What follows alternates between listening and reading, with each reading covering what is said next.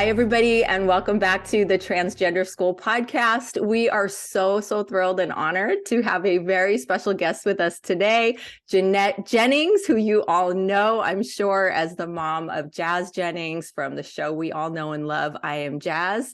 Jeanette, we are so happy to have you here. Thank you so much. It's a pleasure to be here. I'm so excited. You guys are fun and easy to talk to. So I know we're going to have a good time together, and hopefully in this podcast, people can learn more about me than just what they see on I Am Jazz. And more about the family and more about Yes, that's what we want. We want to know all about you. And we see one little slice of your wonderful family life on the show. And we're going to dive into a lot more for our listeners and our viewers. So everybody, hi, Jackie. Good morning. Good afternoon, Welcome Jackie. to the show, everyone. And thank you so much, Jeanette, for being here. My pleasure. My pleasure.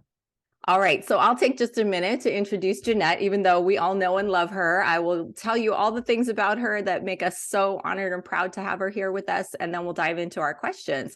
So Jeanette Jennings is the proud mom of 4 adult children who we know and love from their show, including, of course, her 22-year-old transgender daughter, activist Jazz.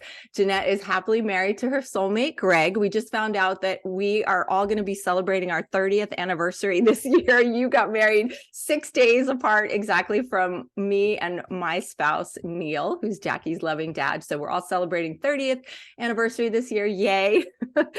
Happy anniversary.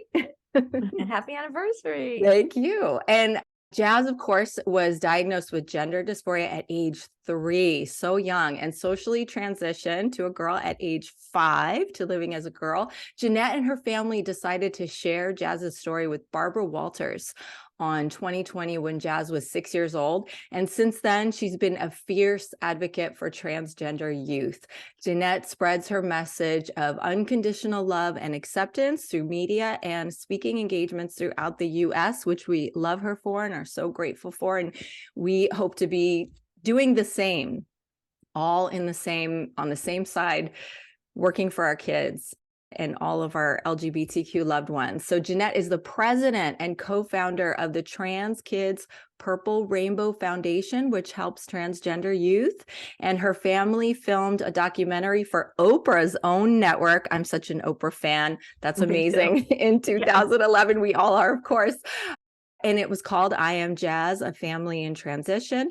And currently, of course, she and her family are the subjects of TLC's award-winning docuseries, I Am Jazz, which I have watched every single episode of. I'm a huge fan of the show. So people, it's a little surreal moment here to be with Jeanette because I've seen her family through many years from when Jazz was 14 to now 22, all of the experiences that they've shared as a family. Jeanette, you are just such a role model for a loving mom, a supportive mom for all 4 of your kids. We are in a shared unique situation, both having a transgender daughter and being advocates for our kids and for all transgender kids, but just seeing the funny moments, the relatable moments, the tears. I have cried with you so many times. You're just meeting me for the first time, but of course I feel like, but we've cried together and we've laughed together. That cry. I don't see it that way. No, I see it as real. Those are the real tears that we all cry. And so you normalize all of it for us. And I'm just so grateful to you for that. So I could go on and on. Jackie's probably like, enough, Mom. We know you're a fan. So I'm going to turn it over to Jackie to start the questions. But thank you again for being here, Jeanette. We're so grateful. I'm so happy to be here, and I'm looking forward to a wonderful conversation. You guys are great, and I think we're going to have a lovely time, and we'll hopefully laugh a lot, no cries. Yes, okay? Yes, we'll try. We'll try Sounds to like a plan. Tears. Yes. Thanks, Jeanette. So please tell us a little bit more about you and your family, including some of the things that we and our audience might not have seen on the show. Okay. Well, I know on the show, way in the beginning, it was talked about how my husband and I grew up together. So that I'm going to try to condense this. I'm not going to go into the whole thing, but here's the mini version. When I was growing up, we had a small neighborhood, and there was this boy down the street named Greg, and he was a year younger than me. And when you're kids, you don't do the year younger. So he would play with my brother, and I would be like, play, because he ended up marrying me. And now we play, and that's my little joke. That's not so funny, but anyway, so he would go hang out with my brother and he would throw rocks at his head. And I'm like, this is a mean boy next door. I don't want anything to do with him. And then we fast forward and I go to an engagement party for one of my friends who just happens to be marrying Greg's brother. And in walks Greg, this boy next door that I've known my entire life. At the age of 22, I hadn't seen him since high school. And I'm, whoa, who's that? I'd like that in my life. And sure enough, it was a sort of love at first sight, because he told me that day that he had had a crush on me since we were like 12 years old. He said at summer camp, when I would go in the pool, he would get like tingly all over because I was in the pool. So I'm like, I didn't know. I have to say, you are not somebody I had a crush on, but I'm very sorry. But I'm glad that we ended up together because as you know, we have these 4 amazing kids, and Ari came to us in 1995, and shortly thereafter, the twins arrived when she was 2 in 1998.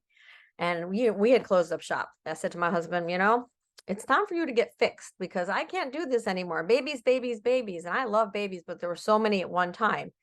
And sure enough, one day I woke up and I'm like, I'm not feeling so well today. I think I have the flu. And there was a stomach flu that never went away. And I took the old pregnancy test and it's like, oh my God, I have 3 babies and I'm having another child. And we did this test with I think it's a necklace you go over the stomach. And if it goes one way, it's a girl, it goes one way, it's a boy. And it was like shouting, girl, girl, girl. And I was like, I was sure I was going to have another girl. I was really sure. But ultrasound clearly stated you're having another boy, which is great and wonderful. And Jazz came to us, and now I had 4 babies under the age of 5, 4 kids under the age of 5. And I instead of having a designer bag like my mom, Jackie, I walked around with a diaper bag for 7 straight years. 7 straight years. And this is stuff you don't see on I Am Jazz. And you can ask any questions you want about the kids now. I could say that Ari is working towards her PhD in experimental psychology. She's just unbelievable. And Sandra is a digital strategist. Like, he went and got his master's degree in this, and he just knows how to do everything online and make money for other people online, which he'd help me with that because I don't know what I'm doing. And then my little Griffey, I call him that because he's the younger twin by a minute and he's smaller. And he is in law school at the University of Florida, where he's just added on more time to get his tax LLM. So I'm really proud of him. And Jazz, our little Jazz, is now 22 and she's a sophomore at Harvard. And of course, I'm as proud of all of my kids. They're all doing wonderful things. And I guess that kind of in a nutshell, fast forwarded through my life, my husband meeting, I think is very important until now. And yeah, so that's a little bit, that was a question a little bit about me and my family.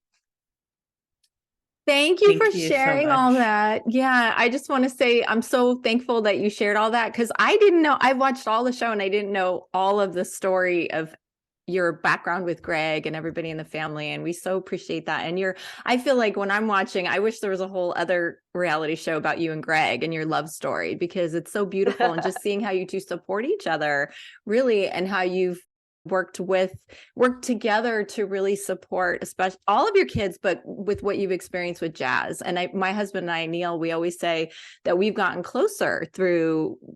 Jackie came out at 19 and we had no idea. And we were grappling with what does this mean? And there's so much to learn and there's so much of a transition for everybody in the family. And when you have a loving partnership like that, it means so much and it's so important. And you model that beautifully. So thank you for sharing more of your love story because I think it deserves more airtime. So good. You make me feel warm and fuzzy. I really, I'm coming over to your house. I'm moving. Well, you make me feel warm. I've had all these hours of having you make me feel warm and fuzzy and crying with you and laughing with you. And you have a very silly, fun side too that I love when that comes out on the show. I can be very naughty also. I'm like, I want to have a cocktail with you one day. Oh, yeah. Like you do with your friends. The straws you've seen. I know. Very fast. Just get them in me, just get me tipsy right away. Same here. Taste. I'm here for the same here. So ready to just let go, let loose, have fun. Yes. That is all my motto. And yes. I agree about when you said it's a family in transition. That's why we named the first documentary, I Am Jazz, a Family in Transition, because we didn't want to put the spotlight just on her. It's on the whole family. And, Yep. it did bring my husband and I closer together. We're like, we're in this together. We're on a ride together. We're going to do this. And I see some families, unfortunately, where it breaks them apart. And that makes me Mhm. really sad because I here you have a transgender kid that needs both their parents, and this has Mhm. caused a wedge. And Mhm. that really breaks my heart. So I'm happy to hear that it brought you closer together. And I have to say, my husband and I, it's been quite a journey, but we try to stay on the same page. Nothing is perfect, but we really check in with each other and try to stay on the same page. Although I'm a little bit silly and goofy, and he's not always so silly and goofy. And so he's like the straight guy. In fact, like if the kids were little and we went to a birthday party and kids were running all over and there was like a lake or something nearby, he would be that one dad there with all the children, not just my children, but everybody's kids. He's like, why isn't Mhm. anyone watching the children? So he's the overprotective one on the show, especially this season. They're like, Mom is so overbearing. No, that Yep. guy. Yep. There's the Yep. secret right there. He will admit it too. He's worse than me when it comes to being protective and sometimes meddling in. So yeah, there's Yeah. the Yeah. secret right there. And sometimes that dynamic is a good thing because you complement each other, you balance each other. I Yeah. think Jackie can probably relate. Like your dad's that more. We have kind of a similar dynamic. Are you thinking that as we're talking about this, Jackie? What are your thoughts? Yeah, no, I mean, you two definitely have a different dynamic, and I think that it's good to it works in certain ways. Sometimes you have one parent who is going to instill more discipline and one parent who you might be more comfortable sharing your emotions with, and I think that's not always a bad thing. It's so true, Jackie. I feel that, we have different roles, and it's not like, oh, he's the father, she's the mother. It's interesting because the girls I'm very close and he's close with them, but I'm like, you don't have daddy's girls. Like I watch television shows where there's like the daddy's girl. I'm watching one now, but I don't know, get into the name of it, but it's Yellowstone. And anyway, Ah, and I don't know if you watch, but like Kevin Costner's daughter Beth, they have a very intense father-daughter relationship. And I'm like, Greg, mm, you never had that. Like, if anything, I'm the warm and fuzzy and that end of it. He's not going to hug you all the time, but he'll say, I love you. So it's interesting. Like, as much as he loves his kids, the boys, I think they have that sport thing with him that I just don't yeah, have. I don't know yeah. how they're all athletic because I didn't give it to them. So we do have our roles. He was the soccer dad coach, and I was the soccer mom sideline person. Right. There you go. Right, right. I love that. Well, you can see with your family, everybody has their own kind of unique dynamic in the family and provides different things for each other. And the siblings are also close too, which is so Yes, they wonderful to are. They see. have each other's backs. Yeah, I love that. I love that. But yes, parenting is quite the journey, quite the challenging job. And we all do the best we can and we all play our unique role with our kids. So I say it's the job you clock into and you don't clock out of. hell yeah. Until you're in another place. So, yeah. Exactly. You never, and nobody told me that. Like when I first had kids, I know, Jackie, we need to let you talk about it, but don't you think like when you first have kids, you think about, oh, they're going to be these cute little babies that I get to dress up and play with. And then you think that you just think about that. You don't think about how when they're adults and they go off and you're going to worry about them and they're going to choose their own lives that you have well, you have a little say, but very little, right? They're going to go off and do their own thing. And it's a wonderful journey full of I surprises, love being I a mom. think. I love it. I always wanted to be a mom. I love every part of it. And I have to say, when the kids were younger, there were little problems like, oh, I fell off my bicycle. Older kids have bigger problems. Yeah. They do. Yes. It's true. I was told this and I'm like, how can that be? They're adults. Adult problems are really serious problems. Like Yes. little kid problems. Okay, so Johnny, your best friend, and you aren't friends anymore, but there's this one down the street. Kids, Yeah. I felt it was easier when they were younger. Sorry, big Yeah. kids. I've Yeah. told them this before. It's true. Yeah, I miss the days when the worst feud that I was engaged in was over a RuneScape account that I shared with a friend that we got into That a was fight such over. a crisis, though. I remember the video game.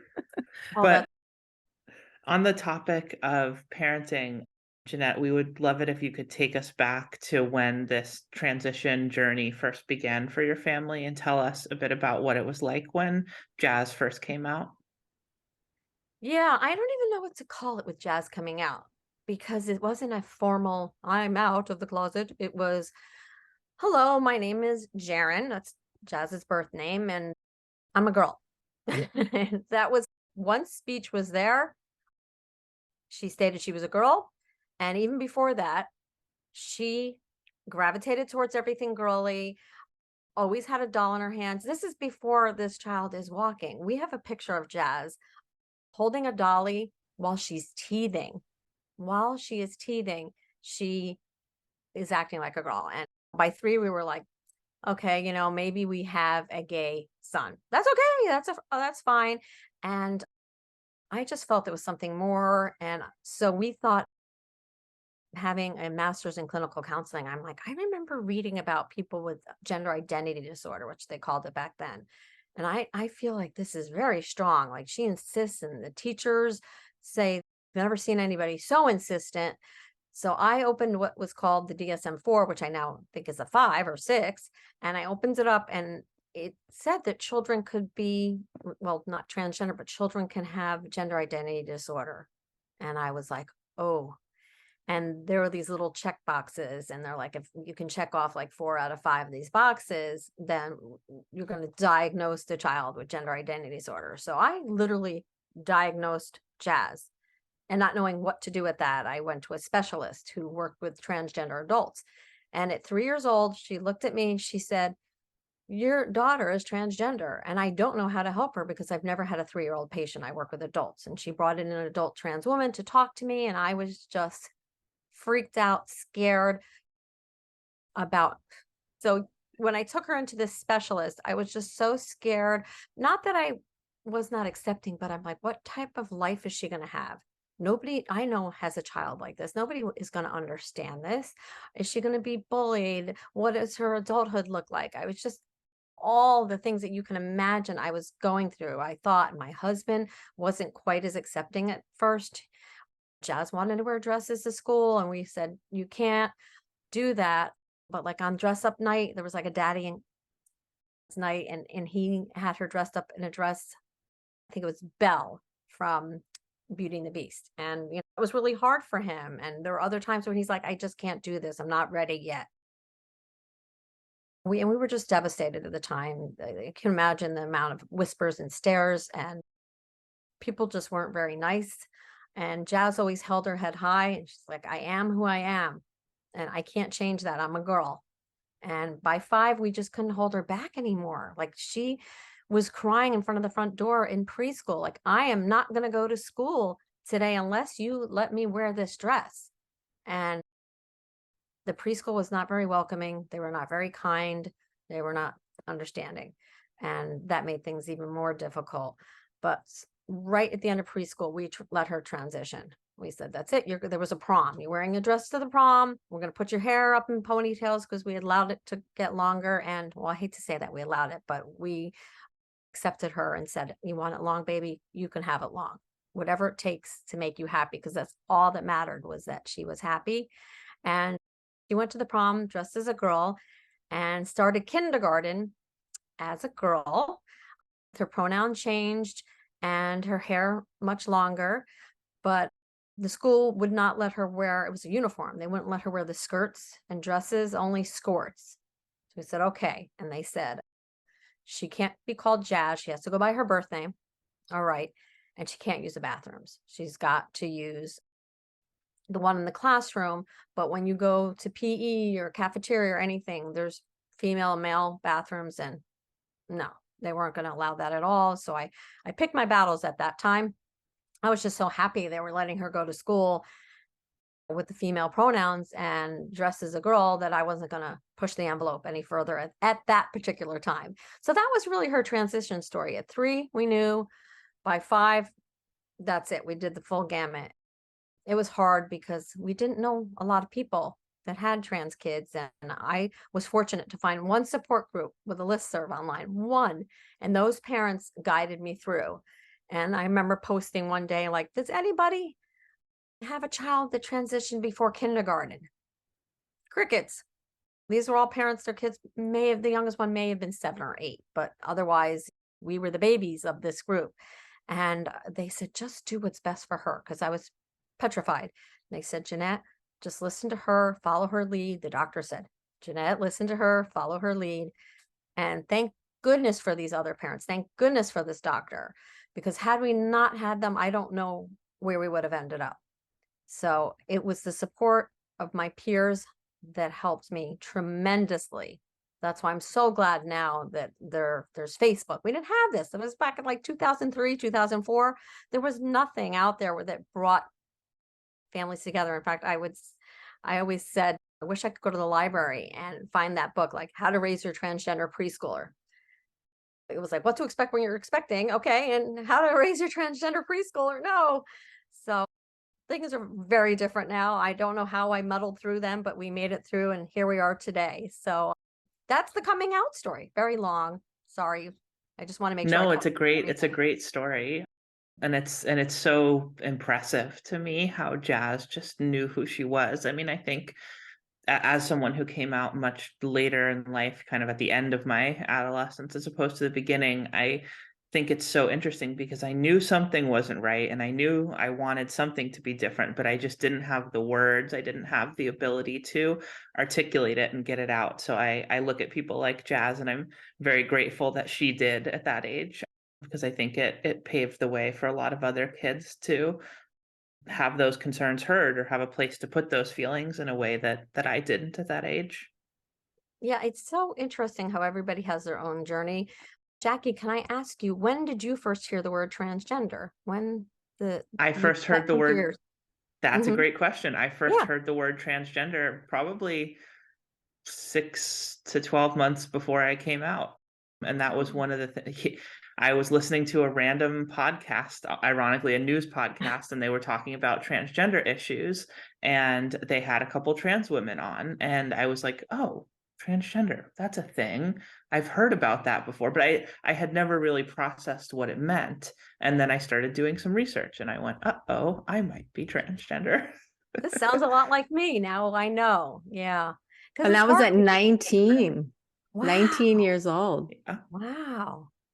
I'm glad that you did watch that podcast. Every podcast is important. Every TV show is important. Every news program is important because people are learning so much today that they didn't know.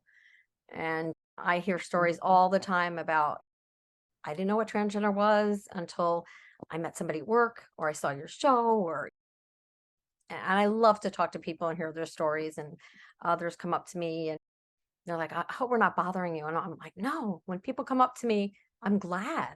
I'm glad you're not just staring at me at your phone going, yeah, that's her, and just looking away. I love when people come up and they want to talk and not just say, hey, can we have a selfie with Jazz? So I'm kind of veering off, but I'm just saying how the power of communication and information and knowledge and visibility is the key to that knowledge. So those women on that show changed your life.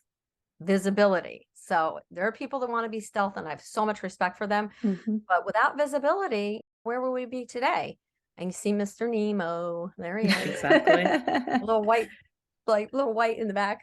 Nemo. Yeah, the cats are guests on the show. They're welcome to be here with us. So Jeanette, it does. I know we said we were going to cry and I won't, but it really, you sharing your story really hits me in the heart because our stories are so different.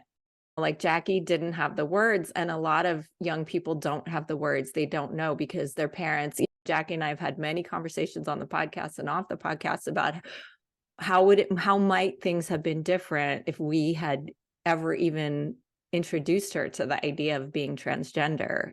And that's why children's books like I Am Jazz are so powerful and so important, even though we're going to get into in a few minutes the horrific situation that we're in a lot of parts of the country where they're being banned. But your experience of Jazz knowing so early is so powerful to hear, and it's so inspiring. And I know that so many young kids are seeing that or reading about it in the book, and it's giving them the courage to speak their truth. And yet our story is so different, and I think is equally important to share, because kids or young people hearing about how Jackie wasn't able to find a name for what she was experiencing, wasn't given any labels, didn't feel that sense of knowing so clearly and confidently so that she could articulate it to us until she was 19 years old. And all of these stories are important. They all add to this quilt of understanding what it is to be transgender. And now in our community in transgender school, where we have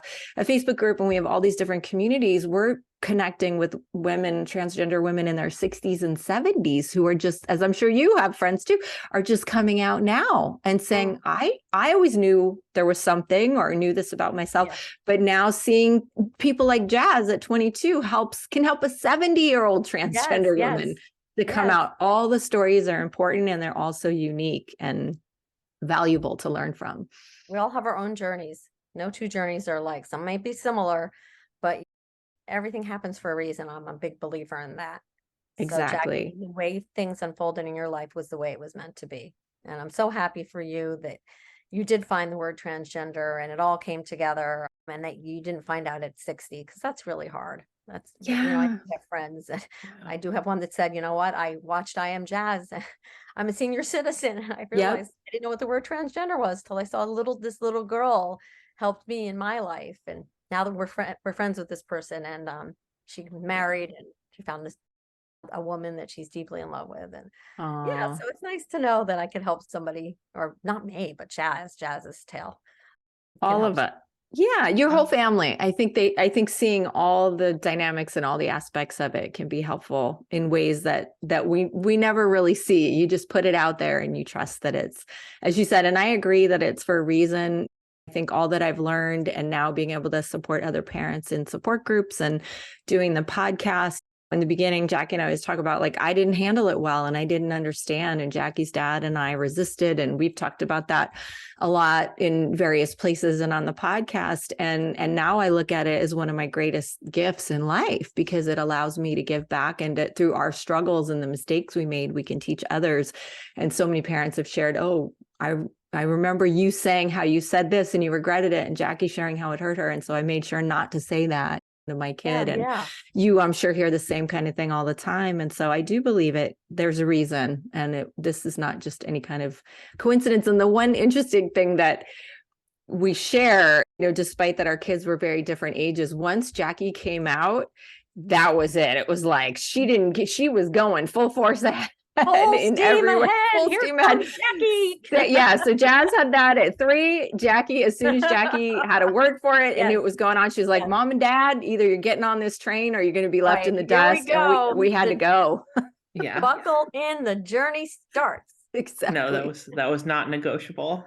And I think it's so interesting because on one hand, coming out so much earlier in life is such a benefit, and is something that I think a lot of trans women who came out later in life will always be jealous of. I know I will always be jealous of people who came out earlier in life. But on the other hand, it also comes with a lot of challenges that, for example, I didn't face had I been out in elementary school, middle school, high school. So I am curious to hear a bit more about what you're comfortable sharing about the most challenging parts of this journey for your family.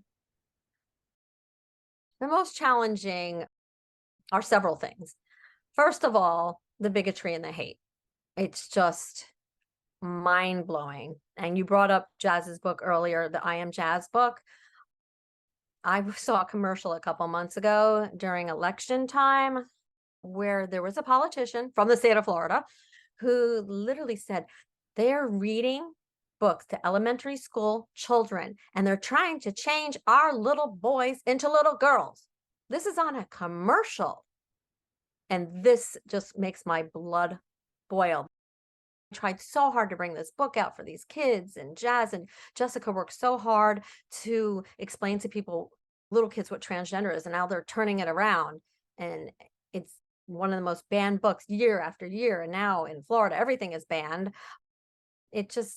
It breaks my heart. So that bigotry, the ignorance, and then the people that are open-minded and sort of want to learn, they're saying, it's a choice. And I'm like, no, this isn't a choice. And then they'll say, but they're too young. I'm like, no, Jazz knew who she was. There's studies that showed it, 2 or 3. You know what a boy is and what a girl is. You understand gender. So it gets frustrating for me on a bigger level and also on a smaller level. And then the big challenge came with the bathrooms and then the soccer. And I don't know if you want me to get into it, but the soccer, probably one of the biggest challenges we had to face, because Jazz was banned from playing soccer at the age of 8.5. And the kids are very, very athletic. My husband's athletic, and Jazz was always playing sports. And when she was told she couldn't play her favorite sport, that was just devastating. And I'm like, I'm going to fight this. And my husband and I fought, and it took over 2 years to finally get there. But the United States Soccer Federation, which I probably said wrong, because of Jazz's case at the age of 11, we finally resolved this. They took it all the way up to the top.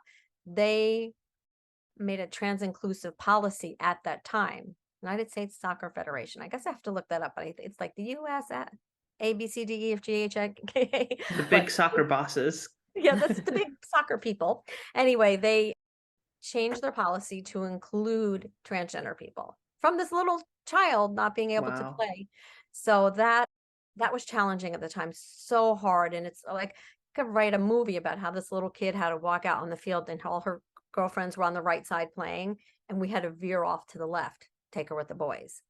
And she was told if she wants to play, she has to play with the boys, which she did for a while, and it was traumatizing. It really, I regret the decision to allow her to do that, but she said she wanted to. So that just became a journey that I never saw coming. Bathrooms are one thing, but taking that away from a child, playtime, fun time to socialize with your friends and learn what it is to win and lose and all the things you get out of sports, just ripped from her. That just destroyed our family for a long time. We were just, the whole family just devastated. Made it past that. So those are some challenging parts of our journey. I hope I answered that question. Hey, Nemo. Yeah, no, that's a powerful story. And I think sports it might be easy for some people to brush sports off as, oh, well, they're still allowed to go to school, they're still allowed to do this, but sports are so central to your social life as a young person. And so I think that's so integral to efforts to exclude trans people and to try to not allow us to exist. And the kids have to be strong with this. Like, she was told, you could play, no Nemo, you can practice with the girls, but during the games you have to sit on the bench. That's just a cruel way to treat an 8.5-year-old. And we said to her, you don't have to do it. You can just play in the backyard, or because at this point, none of the soccer leagues were allowing her to play. And she said, no, I'm going to go with my team and practice. And we left it up to her. We always left it up to her what she wanted to do. And she's a fighter. She's resilient. She taught me how to fight. Her resilience made me a stronger person. Yeah, I'm so glad you shared that, because I've had that argument with so many people now ad nauseum. Like I have to say, so many people who have come to me and said, oh, I'm a supporter, I'm an ally, I understand, but sports, oh, they shouldn't be allowed to play sport. They shouldn't be. And it's like, we have to have this conversation again. And so what you just shared, I just wish everybody could hear that story, because I think it makes the case so strongly when you hear about the heartbreak and the heartache and the cruelty to children who just want to be children, having the childhood experiences that all children have a right to have. And there's just so many people out there who don't understand. And I appreciate you continually sharing that, because I'm sure you've told that story a million times, but we need to hear it over and over and over, so that those people who just don't understand, it's not so easy to just say, oh, let them play with the boys, or, oh, they can have their own league. I mean, I've heard we've heard every ridiculous argument, I'm sure you have. And there's just, girls need to play sports with girls, and boys need to play sports with boys if that's what they want to, and that's how they identify. And that's it. It's simple. That's it, period. And you know what people didn't understand either? And in Jazz's case, she was so young. All kids are on an even playing field before they hit puberty. She hadn't even hit puberty. And the reason that the boys become stronger is when that testosterone starts hitting. And it was Right. so many years before that. Right. Like she's the smallest one on the field. She was petite for her age at the time. She's not going to hurt anybody. They thought she would hurt somebody. And we sent a picture of the team to the head of the soccer league in our state. And it's like, we said, pick out which one is the transgender one. Pick out. And they said, oh, we don't have to. It should be evident. This is what we were dealing with. So, little Jazz was not going to hurt anybody.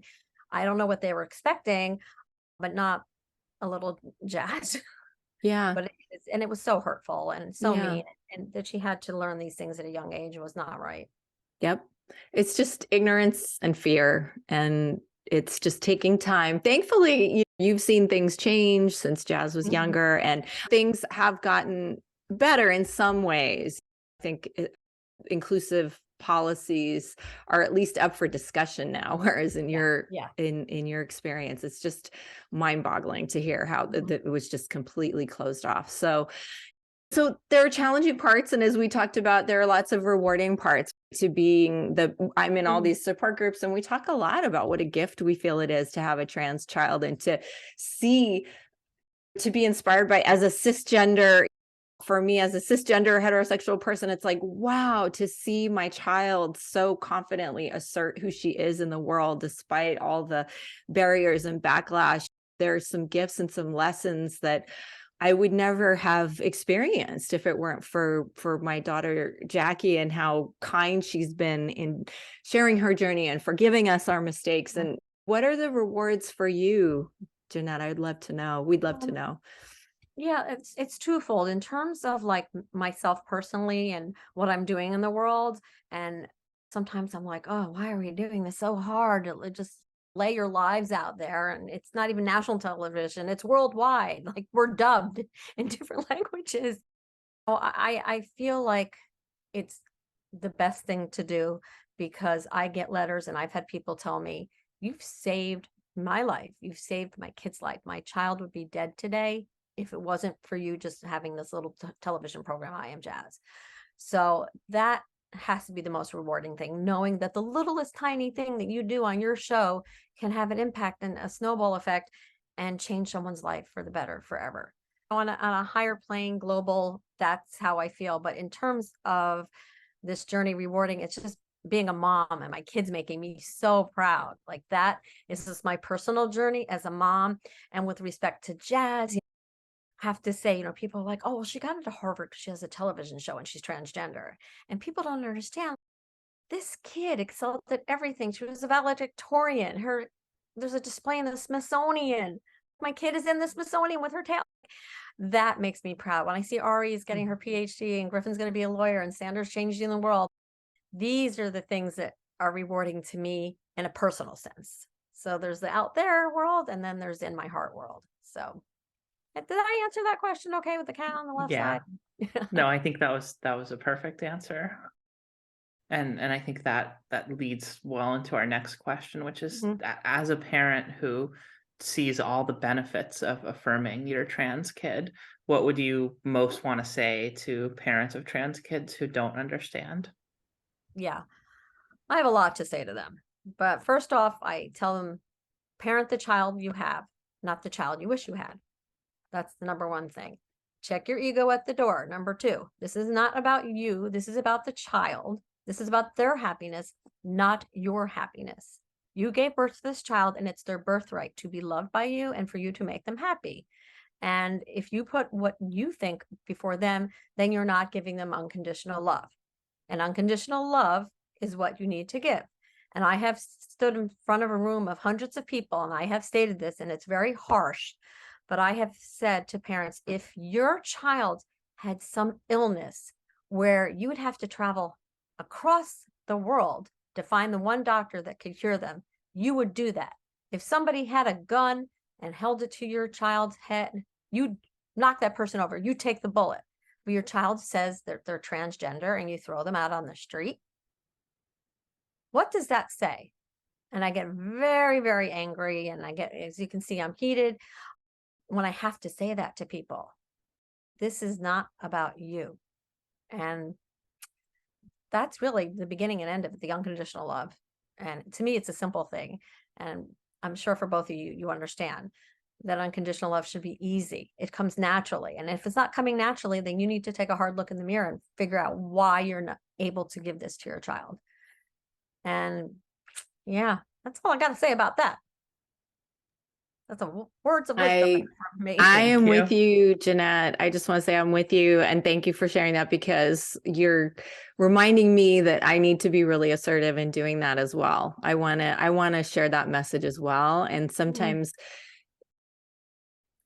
we soften it for parents because we're afraid that they're not going to hear, they're not going to be receptive. But I think I needed to be knocked over the head with it when Jackie first came out. I needed the parents who said that to me, instead of, you can find people when your kid first comes out as trans, you can find lots of people in your life who'll be like, what? There's no way, it can't be. And oh, it's just a phase, or, oh, they're just trying to get attention. All these crazy things that I now look at like, that doesn't make any sense. That doesn't happen. It's not a phase. It's not, no kid does this to get attention.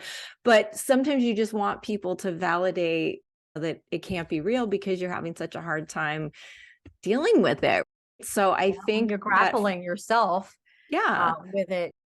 Do want that validation when somebody says, oh, well, this is just a phase. And part of you wants to listen because part of you is like hoping, well, maybe it is, but it never is. That it is not a phase. This is not something that a child would choose. This is a hard path in life.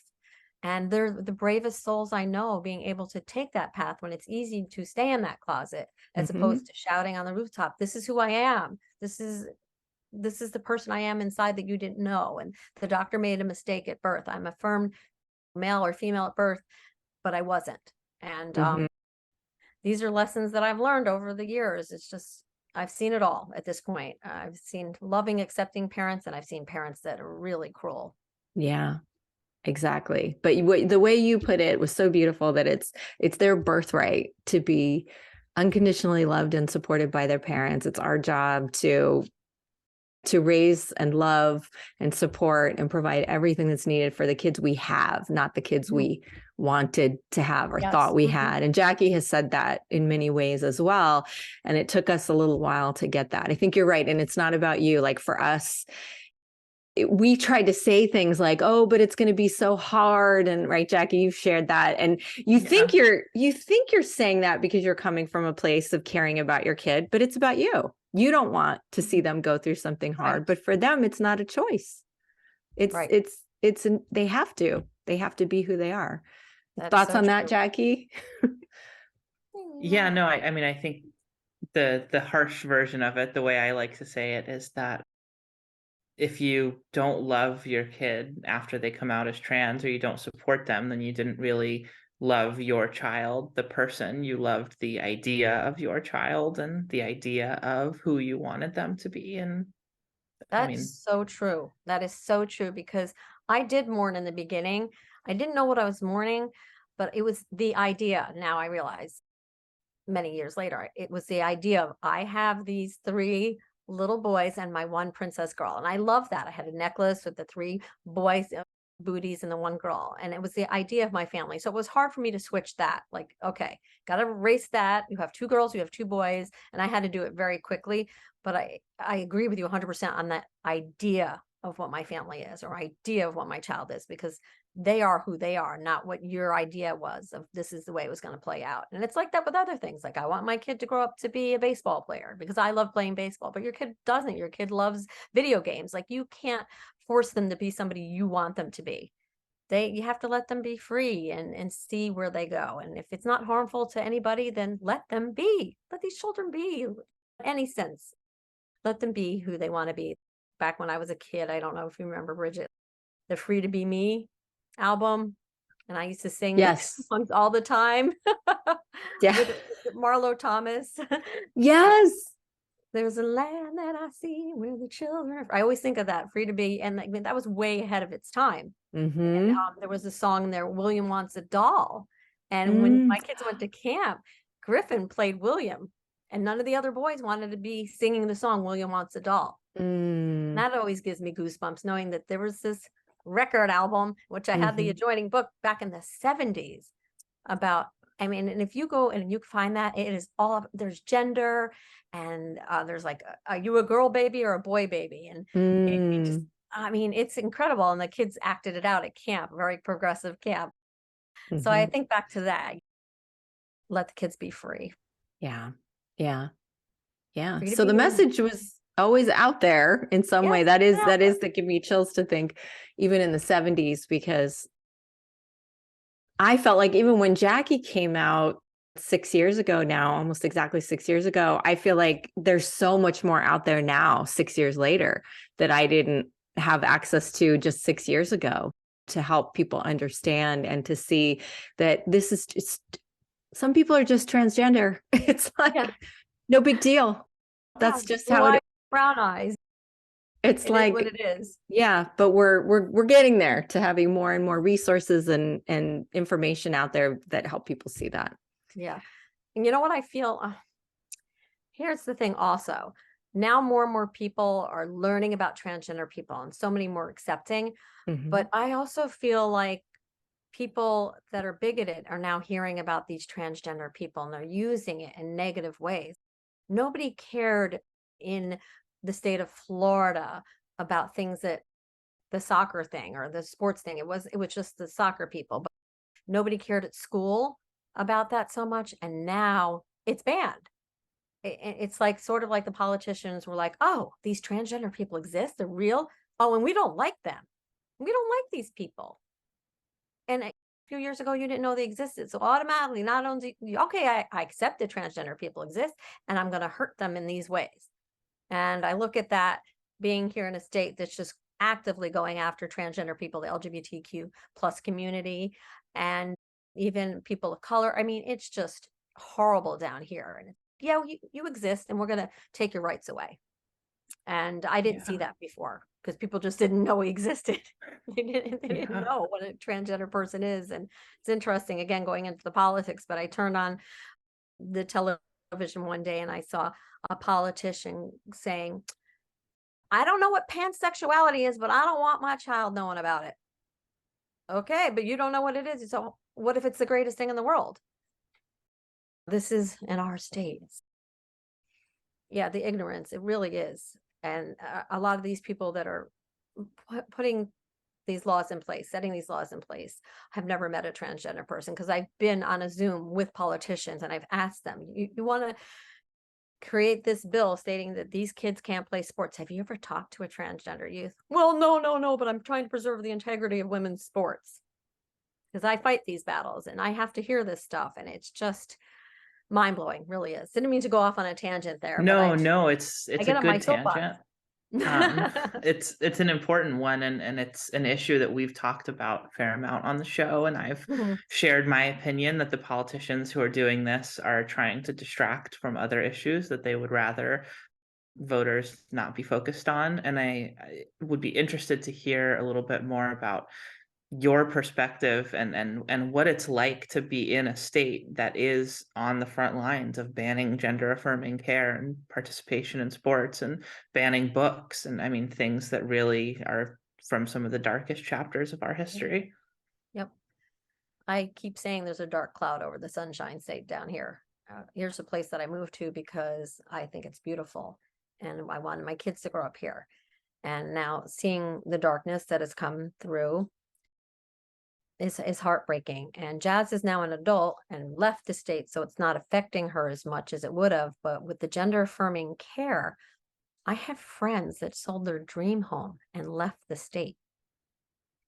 I mean, this is how scared they were because their doctor cannot treat their child now. Apparently, the children that were being treated, they're going to let them continue to be treated, but their kid was right at that point where they were ready for the blockers and they had to leave. And this is not uncommon. People are fleeing the states, and then people are so scared. I've talked to families where they don't know what they're going to do. They don't have the money to pick up and run somewhere else. And I tell them, whatever you have to do, just know out there are other states that still will provide care, like your beautiful state of California. And whatever you have to do, you can get help. It may cost a bit, but you know what? You don't have to see the doctor every month. In certain cases, you can do things, and I think I have heard, and I don't want to say something that's untrue, but there are other states that are welcoming of transgender youth that are being rejected by their own states. And I know when Jazz was younger, we thought we would have to go out of state because we couldn't find a doctor in Florida that would treat her. And finally, when she was 10, we found someone that said, yes, I will take your daughter on as a patient. But then it was time for the blocker. She couldn't find a doctor that would insert the blocker. So then we found another doctor at the last minute, like just as she was hitting 10 or 2, puberty, we found a doctor that said, okay, we'll put the implant in. And we were prepared to go to either Boston, New York, California, wherever we had to go. We were going to be there because there was no way that Jazz would be forced to go through male puberty. And she had said she would not be here today if that had happened to her. She just looked at her brothers and saw, and her father, who's a very burly, hairy guy, and no way was she going to do that. And I'm just so angry that this is being used as a political decoy to get votes.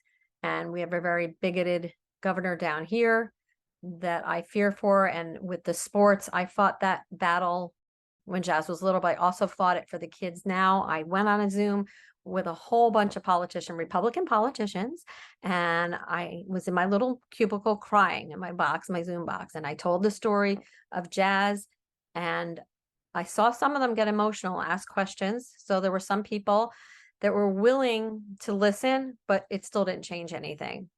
It still got voted on and it passed. And in this state now, you can't play sports. I have friends whose kids were removed from their teams in school, taken off. Can you imagine that child used to play with the friends on the team and now they can't, and they're told they can play with the boys? This is the America that we live in.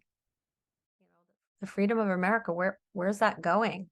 And I know in other states it's better. Thank goodness this isn't a countrywide thing, but who says it's not going to be national? Who says every day I turn on the TV, I hear of another state that is proposing bills, and I feel helpless. I really do. I feel like we've done so much and this is where we're at now. It's disheartening to me in many ways because we've tried to make the wheel of progress go forward, and when I see it slipping backwards, but I just know that we are on the right side of history. We are on the right side of history, and this eventually will turn around, but we're going through some dark ages right now, unfortunately. Sorry, I went on my soapbox, but I do that sometimes.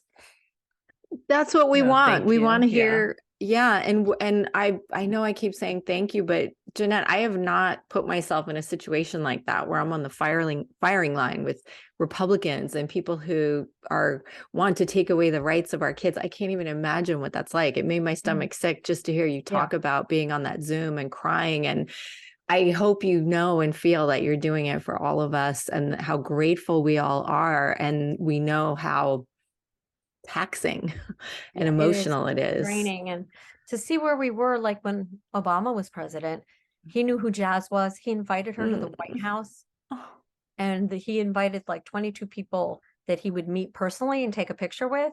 And it's the cutest story because they lined her up first and they said, you go in there and you shake Mr. Obama's hand, you take a picture and you leave. So we go in there and he shakes her hand. He starts talking to her. How old are you?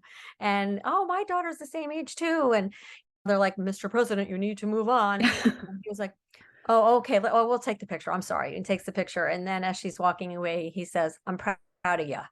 Like Obama, he says that, yeah. And that's a moment I will always remember. I'm like, things are getting better. Look where we have a president who invited this transgender teenager to his home to meet her. And I'm like, things are getting good. And then that was before that other president came in. And yeah, as soon as he came in, he started unwinding what Obama had done. Obama had set directives in place for schools. It was like, why go after this group of people first? You've been here 30 days. I've seen since then just this backwards movement. Like I said, we're on the right side of history, though. I just wanted to give kudos to Mr. Obama because you're amazing. Absolutely. I can't imagine for Jazz. I'm so happy for her to have had that experience, to have had a president of the United States, even though we've had one since then that none of us would want to see as our president. that she No. actually got to have that experience and know Yes. that that's how it's supposed to be. That is how it's supposed to be. Mhm. And somehow we veered off into a very different world, but we're going to get back there. We're going to get back there. Yeah. Jackie, any thoughts on all of that? Because you know a lot. Jackie really keeps Yes, up on the Jackie. politics as well. Yes. No, I mean, I couldn't have said it better myself. I think we're on the right side, and there's two very different Americas right now, and we're gonna have to keep fighting this fight because it's not gonna end anytime soon. Yep. We got to band together all the mama bears and just get them. And I know some of them get together. We hold up our signs. We do Yep. what we have to do. We meet with who we have to meet with. And there just needs to be power in numbers. Takes a village. And I would never force a transgender child to go up in front of a room full of people and speak. But if they're ones that can, they make a big difference. These little kids that say, hey, you have to let me play sports with my friends. I mean, pulls at heartstrings. Even the cruelest people, it's got to be touching their hearts, the ones that have Right. parents. Like, Right. I heard another politician on television say one day, I don't want those men in the restroom with my little girls. And I'm doing the accents because that's what it sounded like. I'm sorry, you don't want the time teenager child to go in the restroom with your little girls. She's in there. Hello, knock, knock, knock. She's there already. You've missed the boat on that one. So I've seen a lot of ugliness, but it's also at times it's just ignorance. It really is. Like, do your homework, please. Please do your homework. And a lot of people don't. They just want to say no without even knowing what they're saying no to. Exactly. Yeah, there's so much. We have, not only do we have history on our side, that history always arcs toward progress and inclusion, but the evidence, the studies and about affirming care and affirming parenting and access to resources and medical treatment, and there's no question that The science is there. Yeah, the science is there. The social science is there. All of the evidence is in our corner, is on our side. And the only thing they have on their side, as Jackie has talked about a lot, that many people are in fear and ignorance, and they're capitalizing on those people's fear and ignorance to get votes. Yep. And a lot of the politicians couldn't even care less. They couldn't actually care less about policies about trans rights. They just know they'll get more votes because they can tap into the population that is hateful and doesn't understand. It doesn't read or have any access to the actual science and studies. Like, I'm going to vote for him because he doesn't like those transgender people. Exactly. Me at all. Like, meet one. I always say, meet a transgender person, fall in love, and you'll have a friend forever. Because I always say that transgender people are the smartest people I've ever met. They're just absolutely brilliant. They're kind and compassionate. And I feel like they say in Native American Indians say they're two-spirited. They're the shaman. They're amazing people. They're here and we're all down here. And I just feel that trans people have something to offer. They're working more of their brain. I see it on Jazz. She's good at all these different things that I wish I could be good at one of them. And I've met so many transgender people that are like her, that are just so special, gifted, truly, truly gifted people with hearts of gold. And if you meet some of these people, you'll fall in love. Just meet them, invite them over for dinner, instead of just directing hate or bigotry towards them. Learn, love, and embrace and accept. Yeah. I could not agree more. And we've talked about, and Jackie's talked about how she can see so many things that other people don't see, having lived in both worlds of the world, seeing you as a certain gender and picking up on those different energies that come from people. And there's just, you're right, there's a different experience in the world than the rest of us have in living in this binary world that we're in. There's so much to learn from everybody in the world. And people who have unique experiences and are just, in terms of the number in the population, are a minority having a unique experience in the world, have so much to teach those of us who are just in this majority privileged position and can't really understand. We can't understand and empathize, but we can certainly listen and try try to see and imagine what it must be like to have a very different experience and to be seen very differently in the world. What do you think, Jackie? Here we are talking about gushing about how much we learn from transgender Yeah, people and how amazing you special and are. amazing and unique. And you're probably like, stop it. What do you think, Jackie? Everyone except me. Don't invite. No. I'll come over for dinner as long as it's vegetarian. But no, I think I think it's true that transgender people have a very different experience, and that often leads us to be able to see things through multiple perspectives that someone who hasn't had that experience probably wouldn't be able to. No, Yeah. 100% true. And just support them. There you go. Even if you're never going to know what it feels like to be trans, but it doesn't mean you can't love and support that person because they are. Exactly. Yeah. And it's such a key, just giving that love and support. The Family Acceptance Project with Caitlin Ryan, who I've met, who's lovely, right there. Just the acceptance, just accept, and it will change everything. It's a game changer. And it's a simple little thing just to offer some love to somebody that you brought into the world. To me, it's simple. To other people, I don't know what the block is there, but the Family Acceptance Project, I remember when that study came out and I was just like, yeah, that's it right there. There it is in black and white. Yeah. Yeah. Yes, we've talked about that a little bit and we'll put in the show notes again, because the research, they've done a good job of making their research very accessible as well. And we have some of their documentation and websites and amazing findings about how affirming and supporting the outcomes are just staggering, how much more positive the outcomes are for transgender youth when there is acceptance, the Family Acceptance Project. And I wanted to take an opportunity to talk about Jazz briefly with you, because especially when I saw on the show that somebody was questioning her getting into Harvard. She is so brilliant. I have learned so much from her, and her just so openly sharing her feelings and her experience and the way she sees the world and her relationships. And I remember an episode way back where she was talking to one of her friend's grandparents who wasn't understanding and supportive. And she just went so deep. I was crying and I was like so relating to her. It didn't matter that she's Jazz and she's so much younger and she could be my daughter. It was like she talked about how humans are just consciousness. We're not our bodies anyway. This male female stuff, it's just all these constructs and these ways that we have of trying to make sense of the world. But we're like so much more than that. We're this consciousness, we're this soul. And she got really deep and like spiritual. And I was like, this young woman, it just gave me chills, and it gives me chills now to talk about, like, really, really has a grasp on what matters in life and what doesn't matter in life. And she has so much to teach. She's only 22. So I have no doubt if she wants to, she can continue to change the world and teach people much older than her, younger, and everything in between.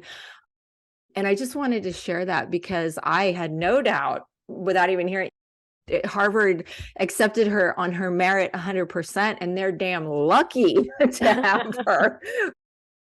And I feel that way about Jackie as well, as a woman and as a transgender woman, and two unique transgender women who are willing.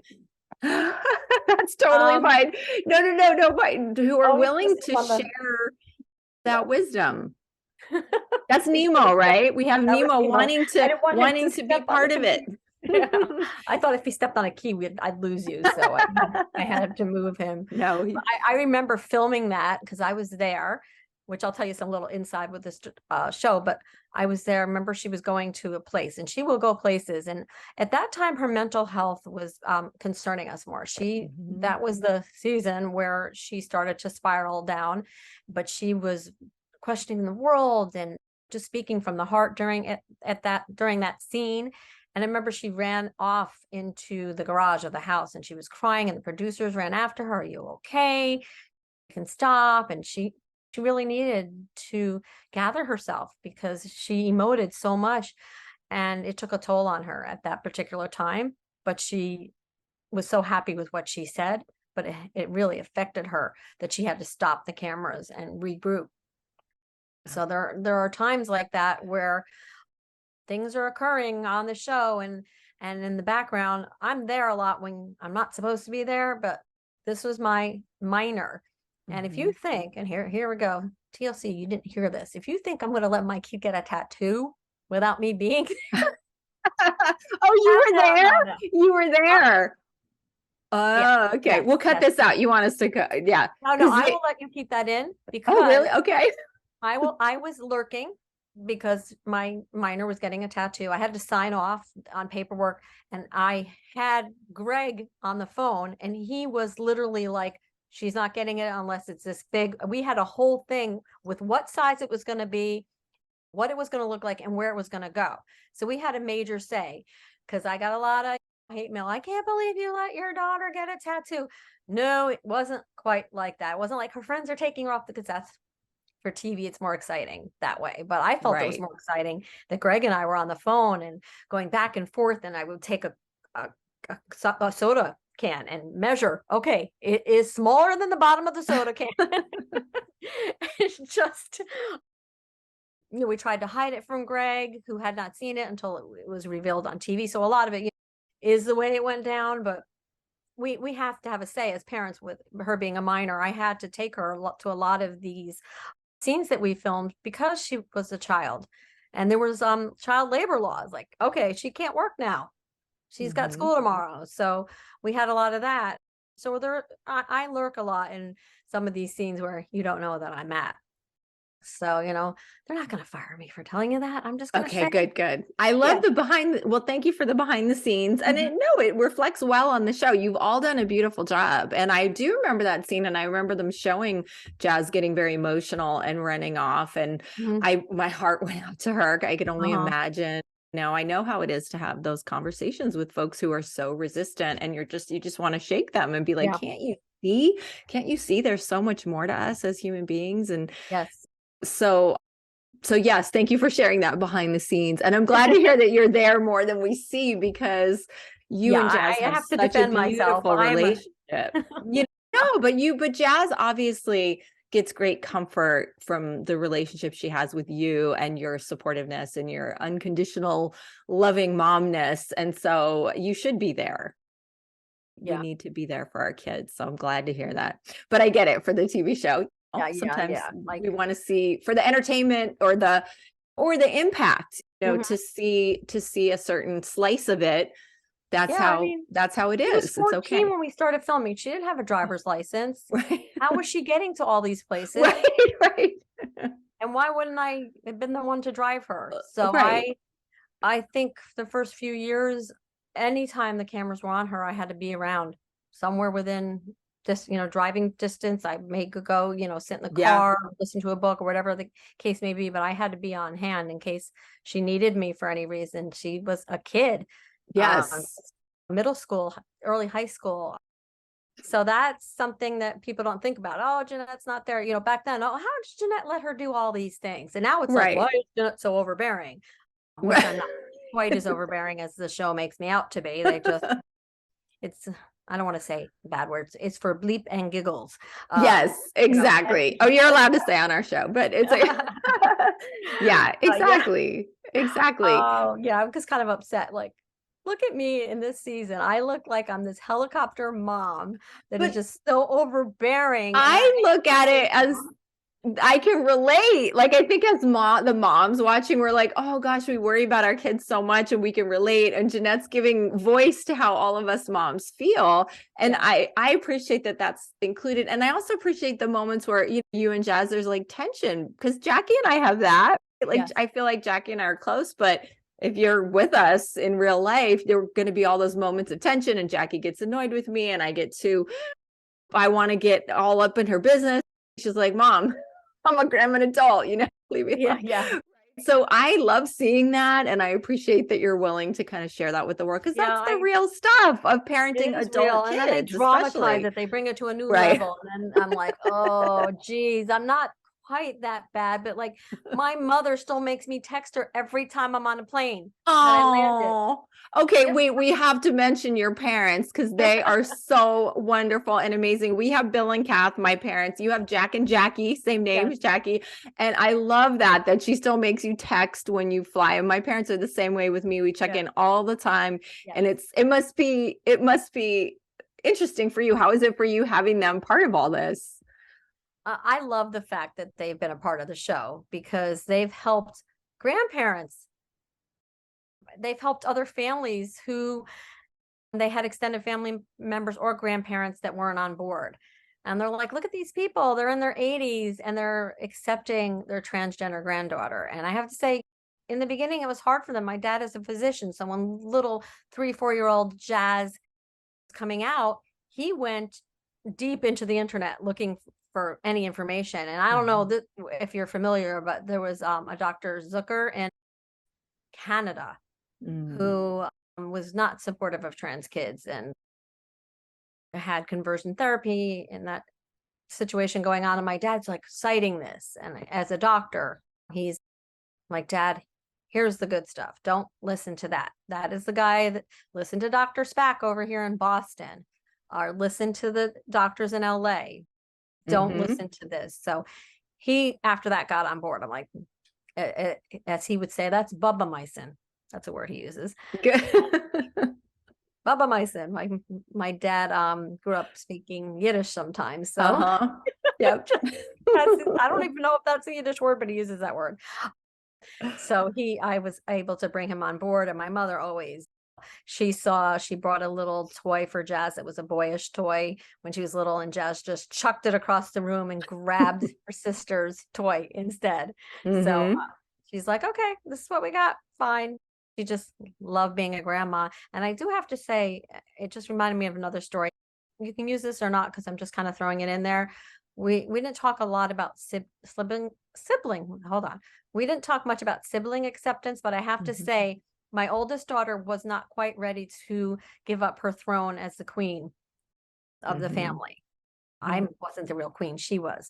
She was the only girl, and she was treated like a little, okay, I said queen, but princess, because I am the queen. Okay, let's go back. I'm the queen. She was a princess, but she liked being the only little girl princess. And so we had to have a heart-to-heart talk with her and explain to her, Jazz is transgender and her life could be really difficult. And we had to have a heart-to-heart and explain things to her in a tough love sense and give her facts and statistics about the suicide rates.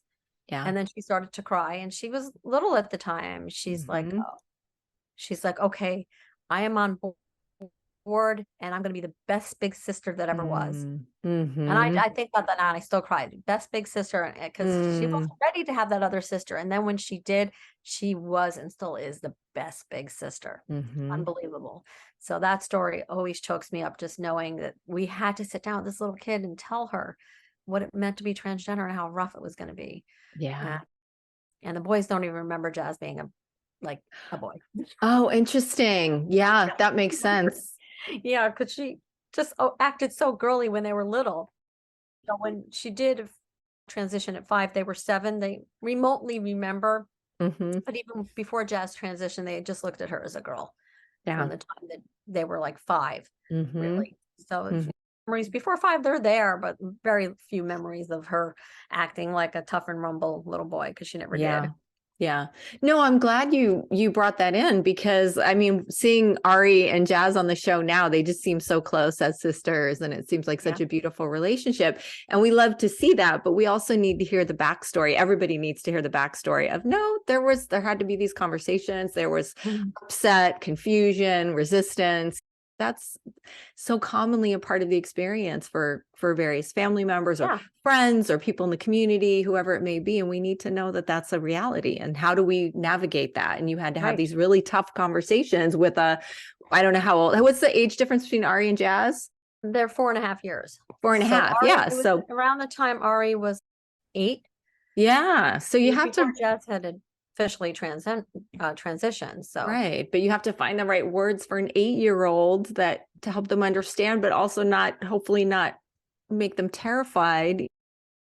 So, and you did a beautiful job with that, and we can see. Thank you. We did what we had to do. Yeah, she was acting out, and she was not happy about the situation. So, yeah, and she's a smart one. She caught on pretty fast and stepped right up to the plate. Yeah.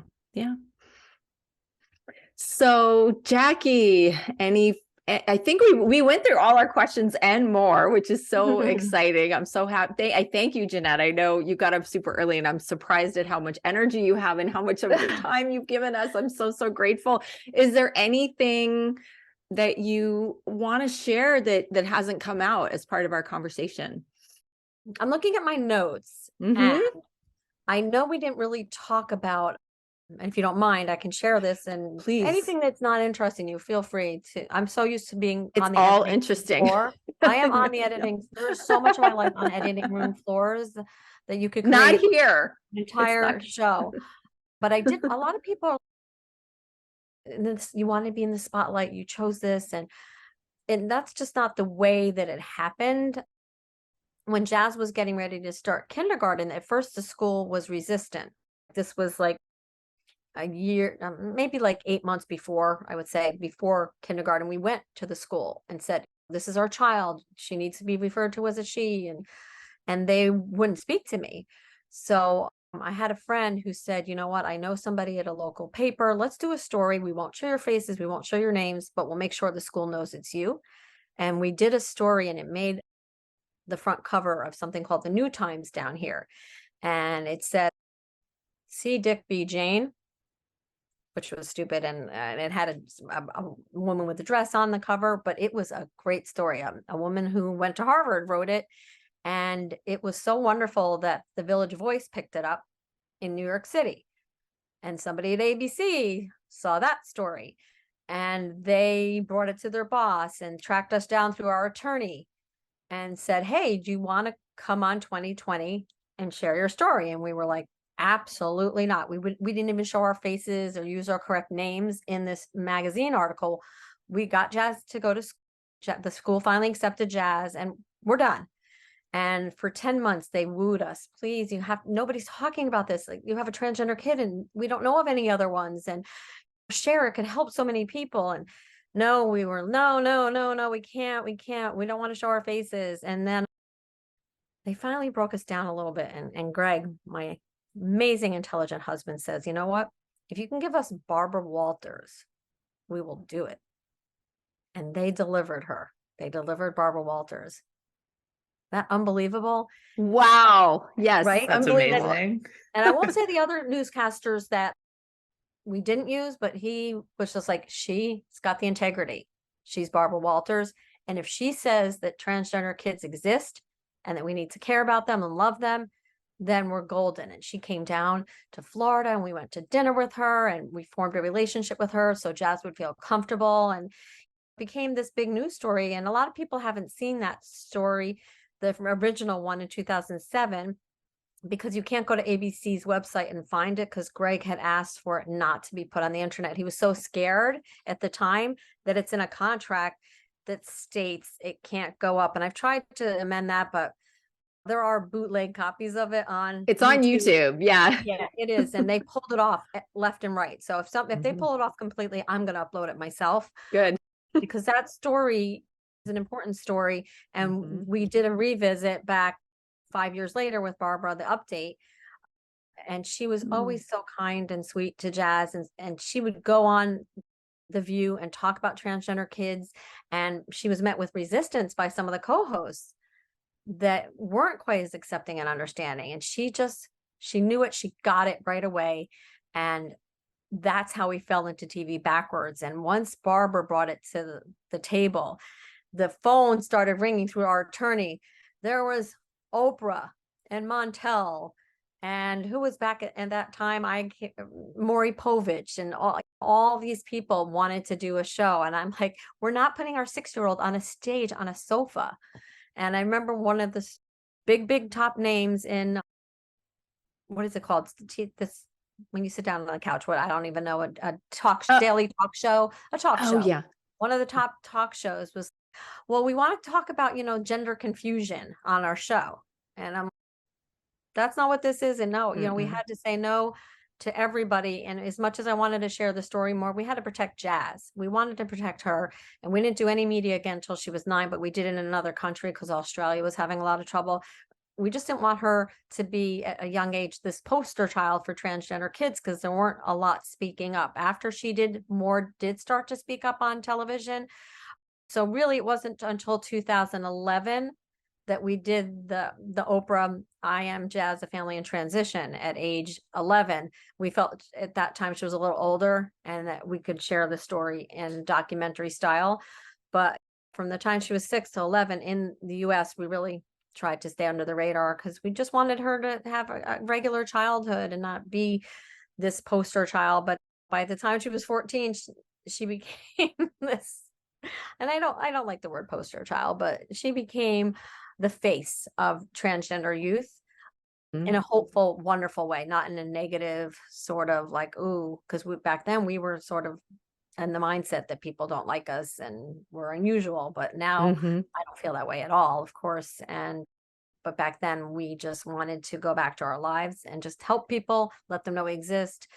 And it really opened up a floodgate of all these kids just all of a sudden coming out into support groups, and more support groups started popping up. And so I'm so glad that we did that. It ended up me sitting here with you, because I wouldn't be here with you if we hadn't done that one story way back when in the little newspaper here that just snowballed into this incredible story of us having a television show. So a lot of people don't know that, but that's how it all went down.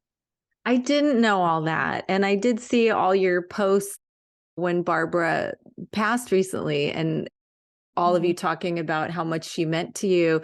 And I knew about that interview, but you sharing the whole story of that and how she then, because of her interaction with jazz and her connection to jazz, that she then went on to bring it to even The View and to really be a spokesperson for, because she certainly had a huge platform. So I can see the depth of the connection there for you, all of you, and Barbara, and how it all started with her. And way to go, Greg, like to say, we'll do it if you can give us Barbara. I mean, that is pretty powerful. And if you want it bad enough. Yep. You want us, this is what you're gonna have to do for us. And way back when I really wanted, me personally, to go on the Oprah show because I'm a big fan and I wanted to meet Oprah. But I wasn't going to talk about this on Oprah. I'll talk about anything else. I wouldn't bring my kid on or talk about it. But finally, when Jazz was 14, Oprah said, come to California. She had moved her studios by then. I wanted to sit down with you. She never did a sit down with Jazz when she had her original talk show. It was later on, and she did a Where Are They Now, even though she never interviewed Jazz. It was from that documentary. Where is this little 11-year-old Jazz now? And so I finally did get to meet Oprah. And Jazz, I did. I was back in the background there. I didn't go on the show. When I went to meet her, I'm a hugger. I just hugged her. Yes. And I had my face nuzzled in her breasts, and Jazz just like, that was so cringy, Mom. That was so embarrassing that you just hijack Oprah. I'm a hugger. I just did. And I would do the same. I did that. I don't know if Oprah was mad or not. I just felt so happy that she invited Jazz on, and she's Oprah Winfrey. She's done so much for so many people. I just wanted to let her know I thought she was great by giving her a huge hug, and Jazz was completely embarrassed. Of course. Well, Jazz is a 14-year-old. Everything your parents do is embarrassing when you're a 14-year-old teenager. I am sure that Oprah loved it. I think Oprah is the biggest hearted, person, and I'm sure she loved it. And I really hear you. And I think it is important for parents to hear that struggle and that conflict between, I want to protect my child and want my child to have a normal life. Yet on the other hand, when you have access to someone like Oprah, who's going to spread your message to millions and millions of people all over the world to understand what being transgender means and to be more accepting and loving. And how can you say no to that, especially if your kid wants to do it? So we feel the push and the pull that you must have felt in that moment, and all the hearts and minds that have been opened through these enormous platforms that people like Barbara Walters and Oprah Winfrey have. There are no bigger. Like, these are the biggest platforms you can have, the greatest voice you can have speak your message. We thank you for making that choice. And we know there's been a price to pay, and we know everything comes with its cost. Yes. I mean, it's not like we're the Kardashians or anything. We can go on airports. To us, you are. We don't get recognized like that. We're way more important. People think, oh, you're millionaires, you're on TV. It isn't as glamorous as people think. It's work. And A lot of people think, well, Jazz didn't have a normal childhood. She did. We only film in the summers, or a few years, a few months out of the year when we didn't film in the summers. She went to school. She started doing virtual school, not because of the show. It was for other reasons. She played sports. She had sleepovers. She has friends. It wasn't like we robbed her of her childhood. And people were like, will say that, how could you do that? Make Jazz force her to have this TV show and rob her of her childhood. No, that's not the way it was. Filming we're not the 365 days a year filming type of show. There are shows that do that. We're not one of them. It takes a couple months to make a show over here. And this season is only 6 episodes. So that really was just like a drop in the bucket. Darn. No, no, I know. No, I'm happy for you that it's only 6 episodes. I just can't get enough. But yeah, you can feel that. You can feel that in the show, that it's just a slice of real life, and that Jazz wants to do it. And you can see her genuine happiness that when people are impacted by the show, and that means so much to her. And so if you've taken a couple months out of every year and given this little tiny slice, which we know is so little of the whole life of your family, just to be able to show people, to normalize, hey, we're just a regular fun family. We have our arguments and our conflicts, and we have our laughs and our silliness, and we happen to have a transgender kid in the family. I love it. You said that beautifully. That's exactly what it is. We just happen to have a transgender kid, and, come and see our lives for a little bit, but then we just go kind of back on our way, back into the world without the cameras. And that's okay. But we haven't sacrificed that much. Yes, sometimes Jazz gets mobbed at certain places and her anxiety level may go up because of it. But at Harvard, they're very respectful of her. When she gets fangirled, it's usually the high schoolers that are visiting Harvard as tourists, or because they may want to go there. But the students are very respectful of her. I mean, Obama's daughter went there a couple of years before. I think she was a senior when Jazz was supposed to start originally. So if they can be respectful of her, they're certainly going to be respectful of Jazz. And a lot of people know who she is, but they don't say, I know. Right.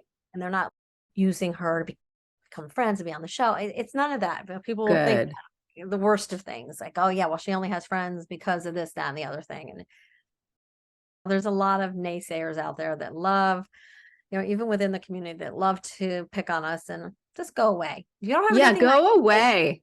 Don't say it if you don't have anything nice to say. And I see things on social media, and we're friends on Facebook. If you're talking about me, I'm going to see it. So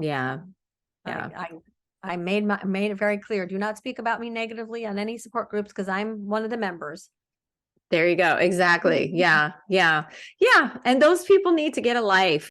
Why don't you do something good in the world? Do something to help people. I don't understand. We have all kinds of people commenting and saying negative things on our social media, and I try to delete everything, and Jackie's like, don't even waste your time. Just leave it there. It speaks for itself. It doesn't reflect on us.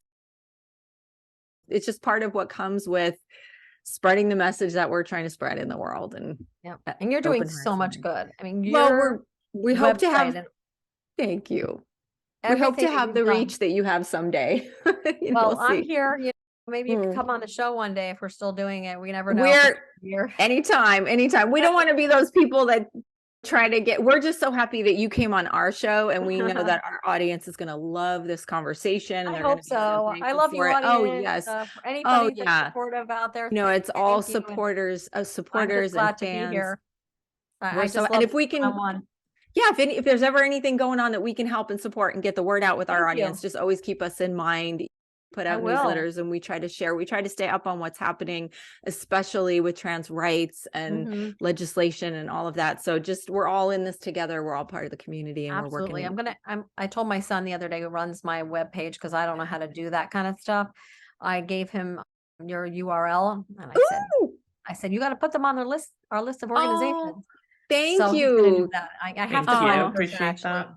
Thank you. We would love that. Yeah. No, I have to actually have somebody help me with my website, because it's so outdated now. I'm not like involved in it the same way you are. So I really want to hire somebody to do this for me, because I use volunteers and nobody continues on as a volunteer. It's hard to keep up with it all. We don't keep up. I think we're making it look like we're keeping up more than we really are able to. I think you're doing It's a wonderful lot. job. It's I a think you're lot. doing Well, a you great job. too, you're Thank out there you. speaking. I see you giving talks on the speaking circuit, and I'm just cheering you on. And I'm so grateful that you're out there Thank doing this you. work. Yeah. I'm just going to continue to do this. This is my life's work. And I want everybody to know, if Jazz does not want to do another season, we don't do another season. And it's all up to Yes. her, between Good. her and TLC. And Good. so we'll see. I never know from season to season what we're doing, but we have a few more episodes this season coming out, and it'll show the amount of hate that she has received. I think that's going to be addressed, and you can see in the previews what's coming up. Yeah. But, People need to see that. stuff. Yeah. There were some scary things that occur because the world is a scary place for transgender people, and she has to watch with dating and anything that she does. She has to make sure she's safe. Safety first. Absolutely. We always say disclosure before dating, and a lot of people give me pushback on that, but that's the way we function over here. Got to be forthright with people, because you could put yourself in a dangerous situation. And now I've got off on another tangent. No, I'm glad you mentioned that. I've heard you say that on the show several times, and I'm cheering you on, because there are a lot of families and parents watching that are having those conversations with their transgender kids. And you're all so open about it all. And Jazz seems very comfortable talking about these things so that other families can learn, because where else are people going to get that? I mean, maybe that information is out there in books and articles and things, but TV is such a staple still in the United States, where I know of people who watch your show who don't get any information anywhere else. They're not seeking it out. So you're the ones teaching them about those conversations. Yes. No, you're doing a beautiful job, because you're so open about it all. Yeah. And you're I'm glad that they're modeling turning to us to get information, because we try to hit as many topics as possible. Every season has a different feel to it. But I think we've covered so much. What else do we have to do? With TLC's what's going on, and I'm like, I don't know, because things on a daily basis. We didn't know Sander was going to be sick today during his race. I mean, that's something you plan for. If you had been filming it, it would have been dramatic to show on television. Yes. They're like, what's going on and different, and I don't know. It's every day I wake up, I have no idea what's going to happen. So either bring the cameras in and let them roll, or you know, don't come back. It's led to some great TV moments, I have to say. As a viewer, your stressful, chaotic situations do make some, but it is. I think that ultimately, it's a lot of people maybe tune in for entertainment, but they're getting education at the same time, and that's the beauty of it. That's what I'm so thankful for. Is that like I said, I really do know a lot of people who watch, and I know people who watch who wouldn't really want to call themselves LGBTQ plus allies or advocates, but they just love your show because it's so entertaining, but it's also educational. And for those of us who are wanting to learn, you have it all there. And for those who are getting that kind of as a secondary benefit, I'm so thankful even more, because those are people who wouldn't necessarily seek out that information. So I just want to well, thank you for letting me know that. Absolutely. Absolutely. So Jeanette, so again, I'll check in though. Is there anything that you wanted to talk to us and our audience about that we haven't asked you about? I'm sure we could go on all night with you. We could. We could just I could for sure. I could roll out the cocktail with my straw. I know. One of these days, I would be up for that. Off camera. You having me here, though. This has been a lot of fun, and we really talked about some important issues. So I'm glad. Absolutely. And thank you so much for taking the time to be here. We really appreciate it. Well, it's so nice to meet both of you, and the love between you is so beautiful, and that you have each other is a lovely thing, because there's a higher force out there that put you together for a reason. And the work you're doing, I'm really in awe of. So keep up the great work. Thank you, Jeanette. Your encouragement means the world to us, and your kind words mean a lot to us. Thank you so much. And we'll stay in touch. Absolutely. And we can't wait Yes, we cannot wait to release this episode and share it with the world and get lots of great feedback. So thank you so much for being You're here. welcome. My pleasure. Mwah, as I would say. We do backwards here. We do that too. I don't know if it's a New York thing. We're both from New York, but It's supposed to be this way. Right, exactly. Bye, everybody. Day.